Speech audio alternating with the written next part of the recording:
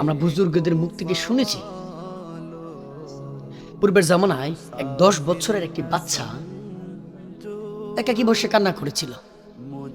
তখন সেখানকার লোক, একজন আল্লাহওয়ালা, তাকে জিজ্ঞাসা করেছিল, বাবা তুমি কেন কান্না করতেছ? বাচ্চাটা তখন বলতেছে, আমি জাহান্নামের বইয়ে চোখের পানি ঝরাইতেছি।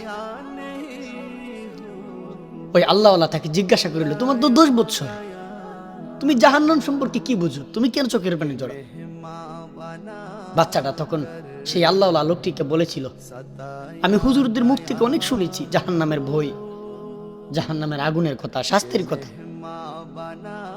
তখন সেই বাচ্চাটা আল্লাহওয়ালা লোকটিকে বলতেছে যে আমি আমার মার থেকে শুনেছি, আমি আমার মায়ের একটি কাণ্ড দেখে আমার চোখের পানি জড়াই, আর ভাবি আমি যদি জাহান্নামে চলে যাই। আমার মা একদিন চুলার মধ্যে আগুন দিতেছে, কিন্তু আগুন দেওয়ার জন্য কোনো লাকড়ি খুঁজে পাচ্ছে না। তখন আমি দেখলাম ছোট ছোট লাকড়িগুলো আগুন দিয়ে দিয়ে আগুন জ্বালাচ্ছে। আমি হুজুরদের মুখ থেকে শুনেছিলাম জাহান্নামের লাকড়িগুলো ছোট ছোট মানুষ, ছোট ছোট মানুষ দিয়ে জাহান্নামের আগুন ধরাবে। তখন আমি ভাবতাম, হাই যদি আল্লাহ তাআলা আমার মতো ছোট ছোট মানুষকে জাহান্নামে ফালায়া দেয়, আমার মাধ্যমে যদি জাহান্নামের আগুনটাকে জ্বলন্ত করে, অবস্থাটা কেমন হবে? 10 বছরের বাচ্চা। আজ আফসোস আর দুঃখ লাগে, আজ মায়ের চোখের পানি দেখেও আমাদের সন্তানরা ভালো হচ্ছে না।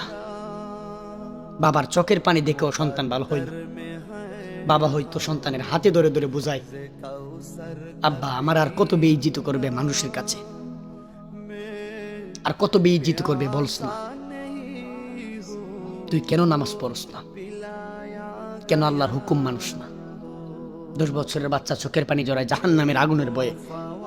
আর আমাদের 18 বছর 25 বছরের যুবক সন্তান, তারা মায়ের চোখের পানি দেখেও তারা পরিবর্তন হতে পারে না।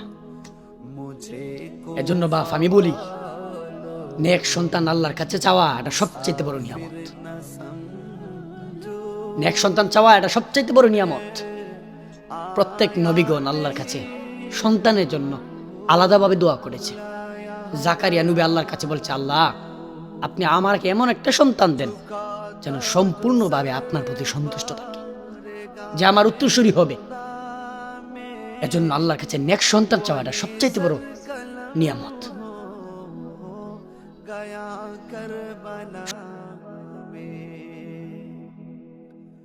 झुका था जो सर मारे गाए खुदा में, वही सर कलम हो गया कर